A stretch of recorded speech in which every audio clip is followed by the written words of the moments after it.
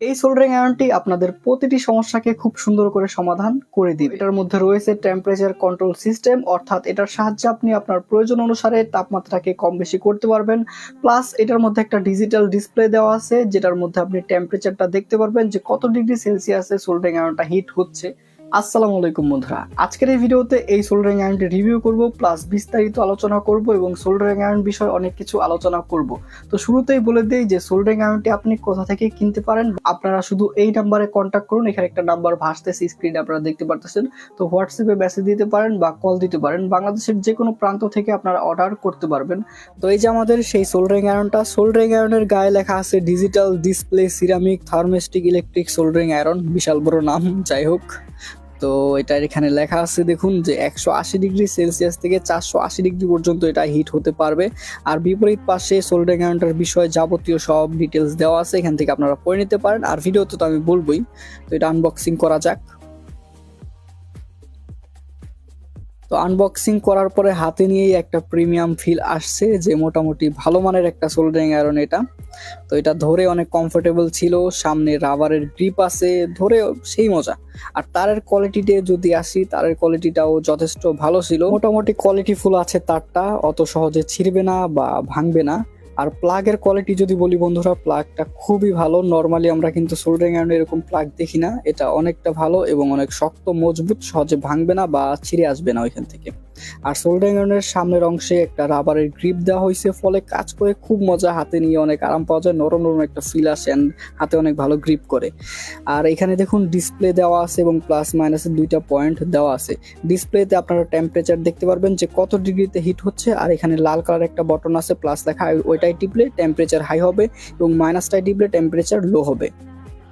এই যে সোল্ডারিং আয়রনের অবস্থানটা, এটা খুলি দেখি। এই যে দেখতে পারতেছি এটার মধ্যে একটা বিট দেওয়া আছে, আর কয়েলটা হলো সিরামিকের। আর এই সোল্ডারিং আয়রনের জন্য কিন্তু প্রচন্ড বিট অ্যাভেলেবেল আছে। তো আপনার কাজের সুবিধা অনুযায়ী আপনি বিট ব্যবহার করতে পারবেন, ঠিক আছে। সো আপনারা যে কোনো কাজ করতে পারবেন।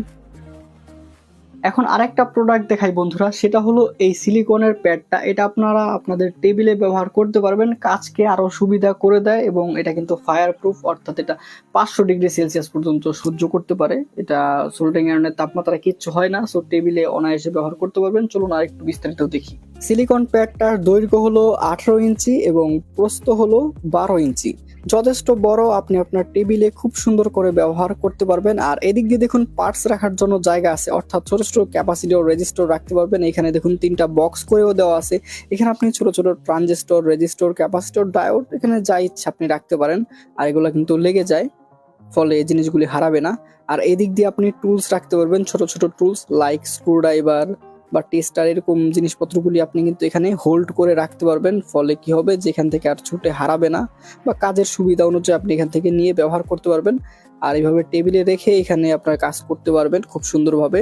আর এই সোল্ডারিং প্যাড বা সিলিকনের প্যাডটা কিন্তু টোটালি ফায়ার প্রুফ বা 500 ডিগ্রি সেলসিয়াস এটা সহ্য করতে পারে, ফলে সোল্ডারিং এ এটা কিচ্ছু হয় না।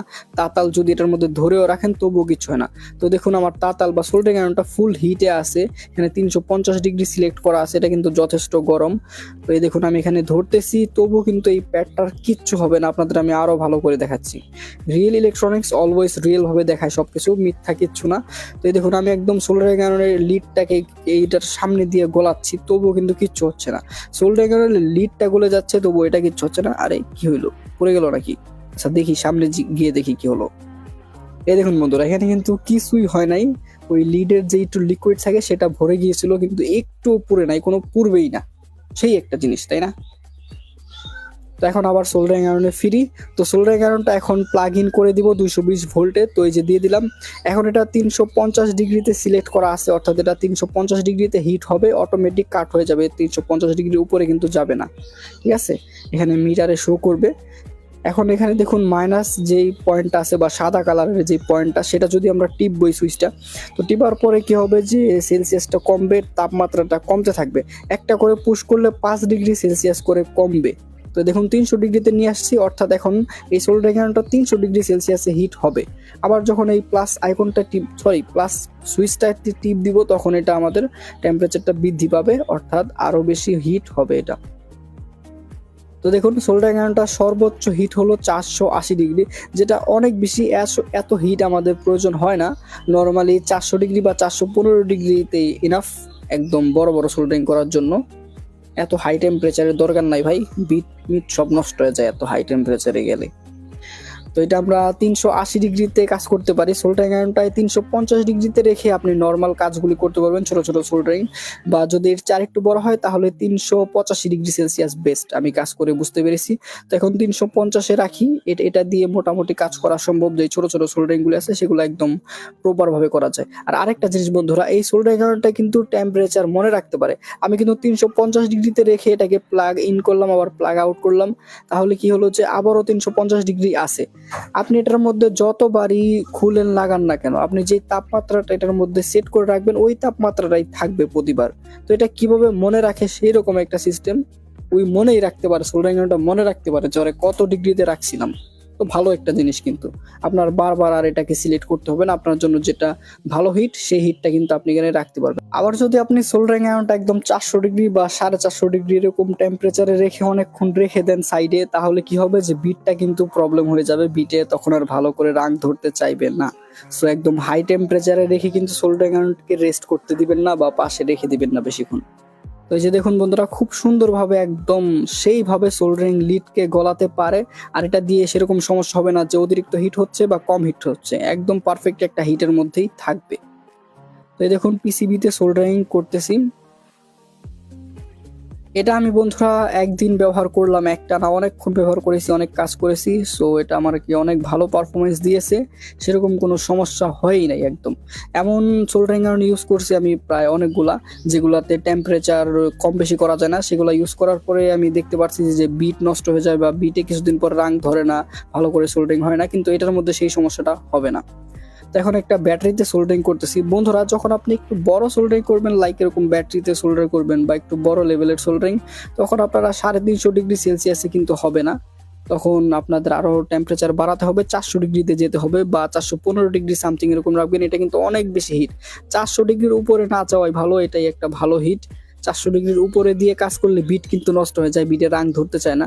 সো 400 ডিগ্রিতে কাজ করাটা একটু কেমন যেন, রাংটা কেমন যেন হয়ে যায়, রাং ধরে না বেশি একটা। তো আপনারা 385 ডিগ্রি রাখবেন, সেটা বেস্ট। 385 বা 90, সেইটার মধ্যে রাঙের কিচ্ছু হয় না, একদম 100 একটা পারফরমেন্স দেয়। সবকিছুই আমার নিজের ইউজার এক্সপিরিয়েন্সটা শেয়ার করলাম। আই হোপ বন্ধুরা আপনাদের কাছে আজকের এই ভিডিওটি ভালো লেগেছে। ভিডিওটি ভালো লাগলে অবশ্যই ভিডিওতে একটি লাইক করবেন। ভিডিও বিষয়ে কোনো কোশ্চেন থাকলে সেটা কমেন্ট করে জানাবেন। আর চ্যানেলে নতুন আসলে চ্যানেলটি সাবস্ক্রাইব করে পাশে থাকবেন। তো আজকে এখানেই শেষ করব, আবার দেখা হবে নতুন কোনো ভিডিওতে। এ পর্যন্ত সবাই ভালো থাকুন, সুস্থ থাকুন, আল্লাহ হাফেজ।